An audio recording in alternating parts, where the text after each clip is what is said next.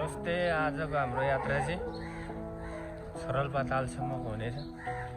अब विशेष गरी आज चाहिँ हामी जडीबुटी बस पार्कबाट गाडी लिएर रोलवालिङ यातायातमा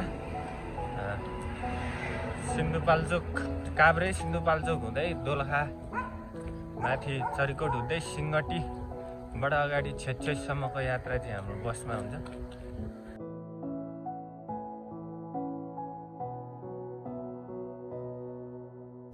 यो चाहिँ मुडे बजार आइपुग्यो। यो चाहिँ सिन्धुपाल्चोक र दोलखाको सिमाना पर्दछ यो मुडे बजार चाहिँ। यहीँबाट सैलुङ पनि जान सकिन्छ। यो चाहिँ हामी आएको गाडी। हामी अहिले हाल सिङ्गटी बजार आइपुगेका छौँ।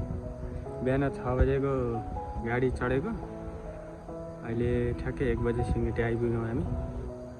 यहाँबाट अगाडि चाहिँ छेच्छेसम्मको यात्रा हुन्छ। अब 1 घन्टा जति लाग्छ होला। अहिले चाहिँ हामी 3:30 बजे छेच्छेद आइपुग्यौँ। छेच्छेदको झरना पनि दामी रहेछ अहिले बर्खाको कारणले। अब हाम्रो चाहिँ बिस्तारै हिँडाइ सुरु हुन्छ। यो उकालो लाग्नु पऱ्यो मास्तिर। उकालो त पुरै ठोकिनी छ नाकै।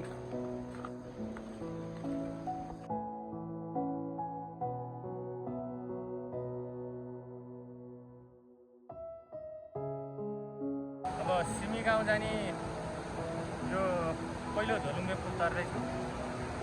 यो यहाँको तामाकोसी। अब यो बाटो हिँड्नु पऱ्यो हामी। सिडी नै सिडीको उकालो।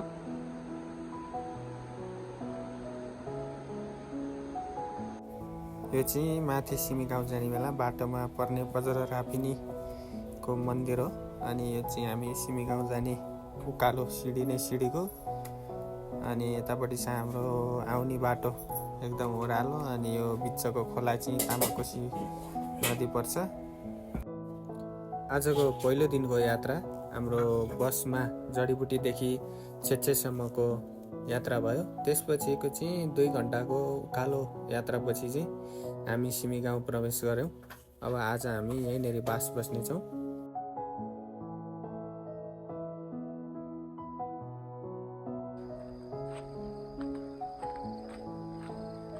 सिमी गाउँमा यस्तो दामी हाल्छ फलेछ।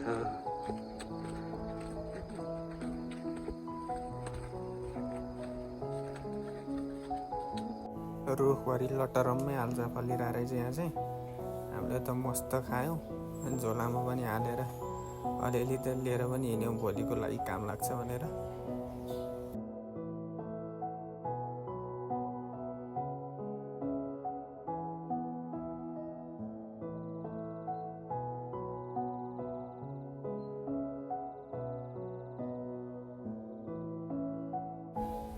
गुड मर्निङ फ्रम यो सिमी गाउँ। अब हिजो हामी बसेको चाहिँ हामी मितिनी होटल एन्ड लजमा हो। सस्तो छ, सुलभ छ र राम्रो पनि छ सेवा सुविधाहरू। आउँदाखेरि यहाँ बस्दा राम्रो।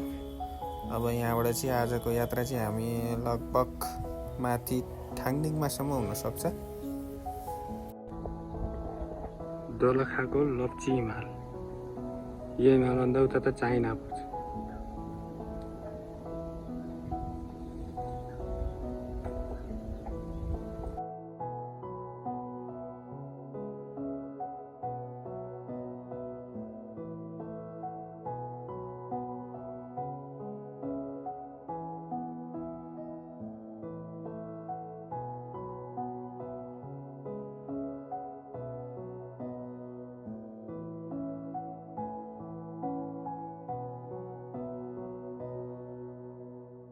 हाम्रो खाजा टाइम हुँदैछ। ब्रेकफास्ट चिप्स ड्राई फ्रुट छ अहिले चाहिँ।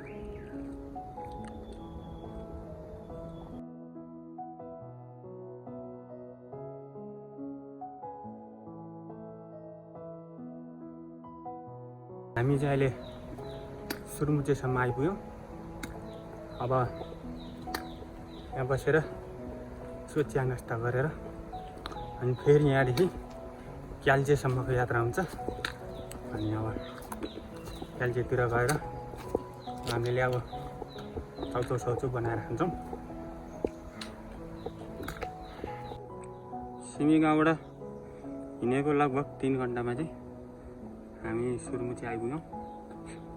अब यहीँ माथि हो सुरुमुची होटल। राम्रो हो क्या होटल होइन, आइसक्यो हुनुहुन्छ।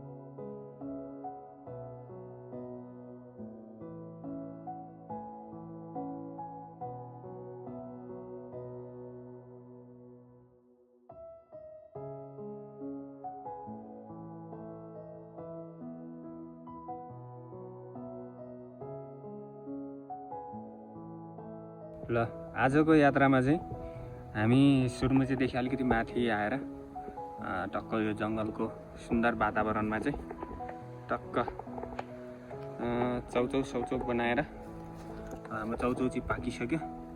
अब यसपछि चाहिँ चिया बनाएर हामी माथि क्याल्चेतिर लाग्छौँ आज।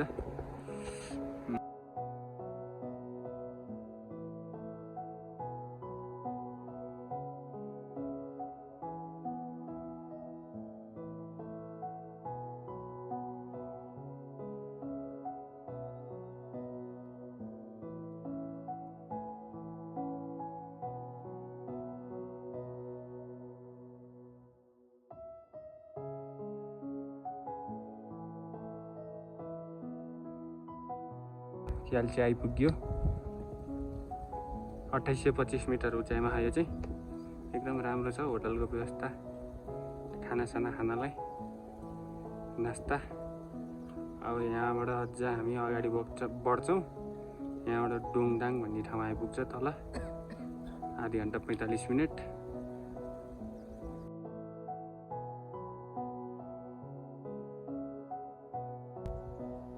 क्याल्चेको होटललाई बाई बाई गरेर अब हामी लाग्दैछौँ डोङदाङ जाने बाटोतिर।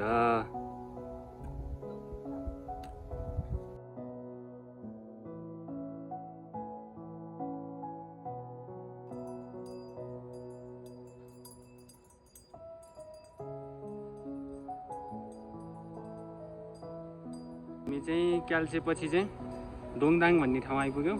पहिला चाहिँ यो बस्ती यहीँनेरि थियो, तर यहाँ 2 वर्ष अगाडि आएको बाढीले यो यहाँ भएको घरहरू संरचनाहरू सबै बगाएर लिएर गएर सखाबै बनाइदिएछ। अनि अहिले चाहिँ अलिकति माथि होटलहरू बनाउनु भएको रहेछ यहाँको स्थानीयहरूले। खोलाको छेउको कारणले गर्दाखेरि चाहिँ यहाँ भएका होटलहरू विनाश भएछन्। दुःखद घटना भनौँ यो चाहिँ। अनि अहिले चाहिँ अब नयाँ माथि होटलहरू रहेछन्। हल्का रेस्ट।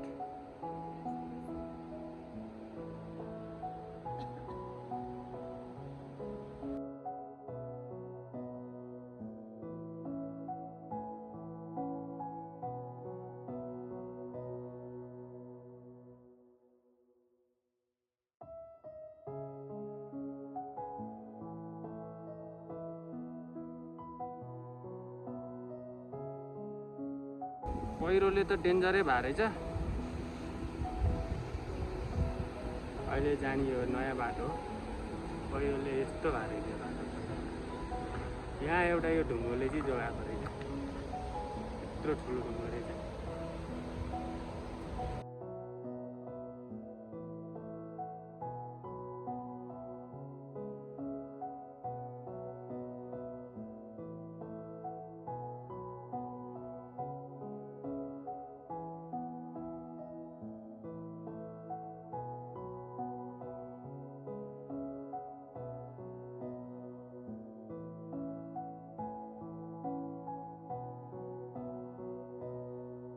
पानी सिधै हाम्रो चाहिँ अब यहाँनिर एउटा सुमधुर धारो रहेछ।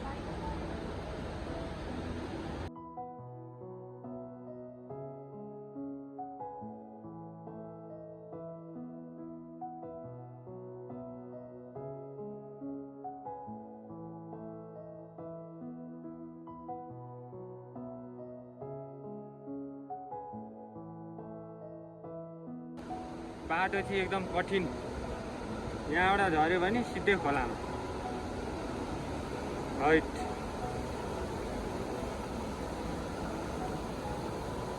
पहिलाको बाटो चाहिँ पहिरो लगाएर यस्तो छ। यो पुल पनि नयाँ निर्मित।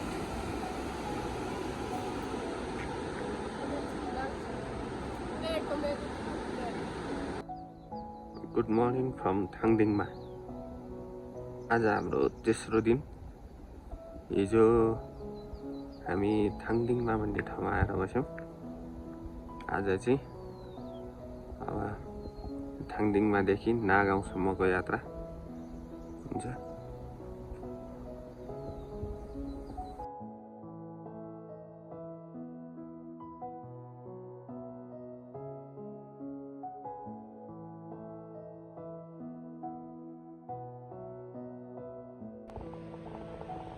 अहिले चाहिँ हामी थाङदिङमाबाट बेडिङ जाने बाटोमा यात्रा गर्दैछौँ। अब यहाँ तल रोलवालिङ खोला अनि अब यता माथि मनमोहक हिमालको दृश्यसहित अगाडि बढ्दैछौँ।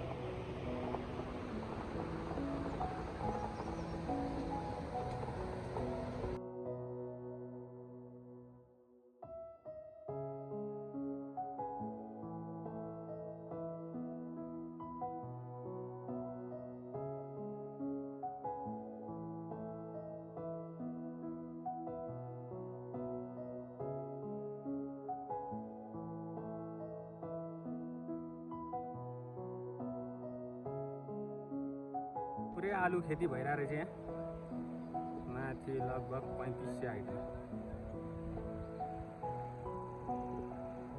आज हाम्रो तेस्रो दिन। थाङदिङमाबाट बेडिङ जाने बाटोमा चाहिँ अब चिया चौचो बनाएर खानेवालामा छौँ। हामी चाहिँ विशेष एउटा यो कुटीमा छ त्यो पनि भत्किन लागिसक्यो होइन। यहाँ चिसो भयो नि आगो चाहिँ बल्ल बल्ल बाल्यौँ। यस्तो छ चिसो छ दाउरा। अब यहाँ चौचौ बनाएर खाजा खाएर अनि लाग्छौँ माथितिर। ल हाम्रो चाहिँ अब यहाँ यस्तो घरमा चाहिँ खाजा बनाइन्छ, खाइन्छ।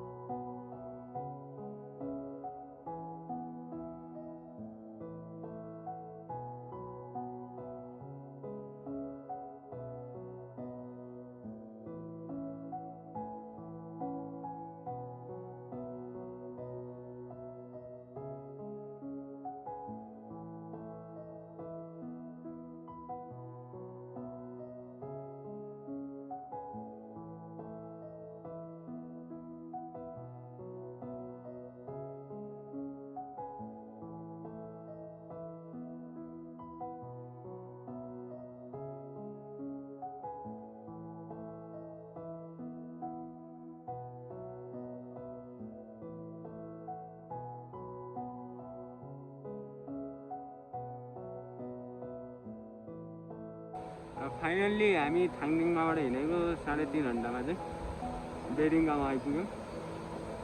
एकदम राम्रो सुन्दर गाउँ छ। हिमाल चाहिँ देखिया छैन, छेकिहाल्यो।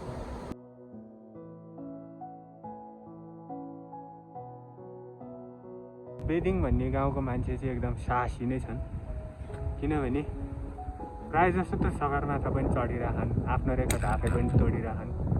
साथै बेडिङको यो सबभन्दा माथि टपमा जो मान्छे जो गएर पनि जान एकदम गाह्रो पर्छ त्यस्तो ठाउँमा गुम्बा निर्माण गरेर बस्नुभयो। यो चाहिँ एकदम अकल्पनीय नै छ। यो चाहिँ भेरिङ गाउँ चाहिँ एकदम सुन्दर पनि छ। रोलवालिङ भ्यालीको मध्ये सबभन्दा राम्रो गाउँ भेरिङ, अनि यसपछिको नागाउँ।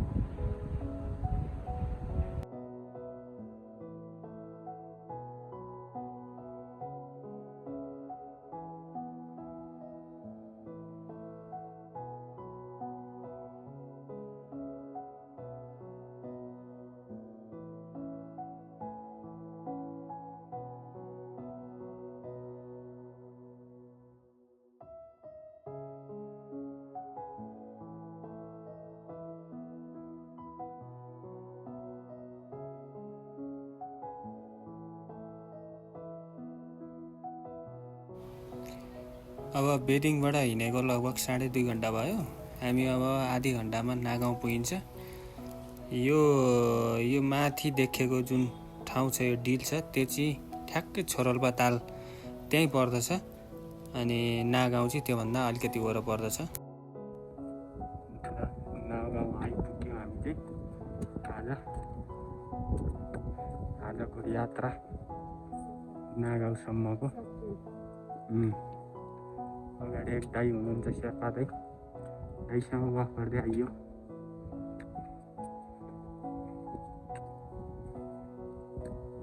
ल गाउँ पनि देखियो।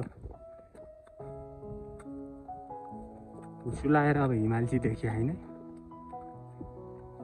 नत्र त कति राम्रो हिमाल देखिन्थ्यो यहाँबाट। यति मात्र लगाइदियो। ल यो चाहिँ ना भ्यू पोइन्टको होटलको भित्री संरचना। आजको बास चाहिँ ना भ्यू पोइन्ट लजमा हुन्छ।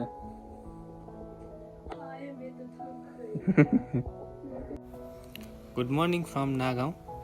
हाम्रो यात्राको आज चौथो दिन। हामी चाहिँ आज यो अगाडि यो बादल भएको ठाउँ छोरोल्पा ताल हो। छोरोल्पा ताल नभइकन माथि, यसको माथितिर लागेर चाहिँ दुधकुण्डतिरको यात्रा आज हामी गर्नेछौँ। र यहाँबाट वरिपरि देखिनेहरू हिमालहरू चाहिँ हल्का बादलले छोपे पनि बहुत राम्रो देखिरहेको छ।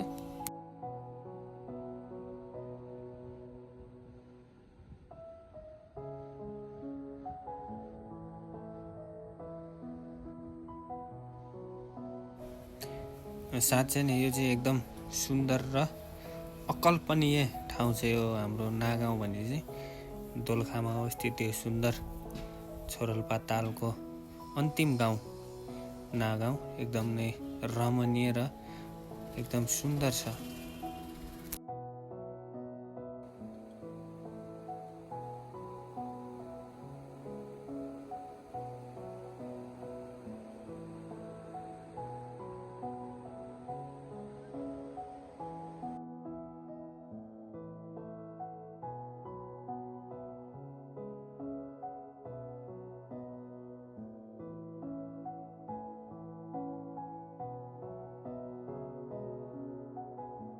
दुधकुण्ड आइपुग्यो। सु लागेर खासै राम्रो देखिया होइन।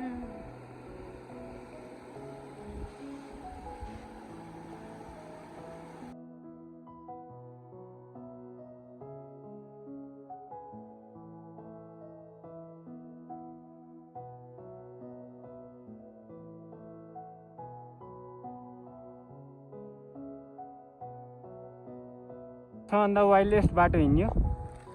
माथिबाट घुमेर आउनुपर्ने चाहिँ हामी अर्को बाटो आएछौँ। यस्तो खतरा बाटो हट, फेरि केही देखिया छैन क्या अरूभन्दा नि। समस्या त्यहाँ छ। ल उकालो चढेर आउँदैछन्, कोही ओह्रालो झर्दैछन् रङ्गै गएर।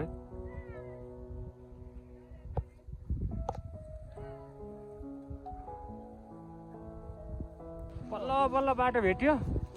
लगभग 3-4 घन्टा त्यो हरायो। हाइट टल छान्न लाग्यो। आफ्टर कति घन्टा पछि हो? बिहान 6 बजेपछि 9 घन्टा 6 घन्टा 6 घन्टा।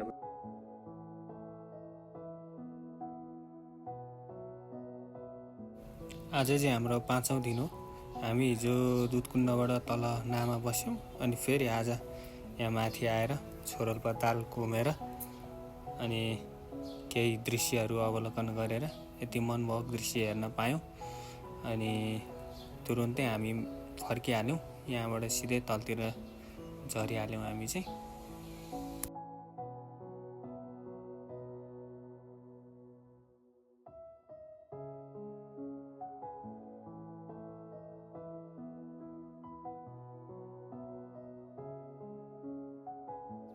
नगाउँबाट फर्किँदै गर्दाखेरि चाहिँ यो सुन्दर दृश्य हामीले हेर्न पायौँ। यो हिमाल चाहिँ बेदिङभन्दा माथिको हिमाल हो, जुन चाहिँ एकदम सुन्दर थियो।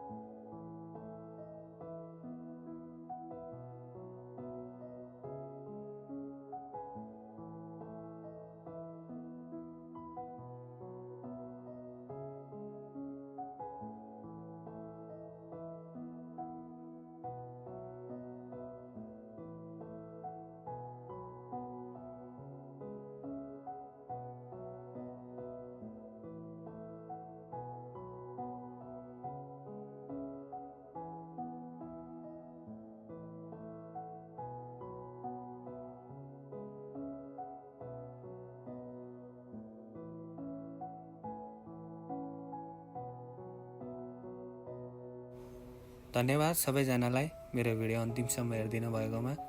कृपया लाइक, सब्सक्राइब अनि सेयर गरिदिनु होला। अनि केही गल्ती भए भनिदिनु होला।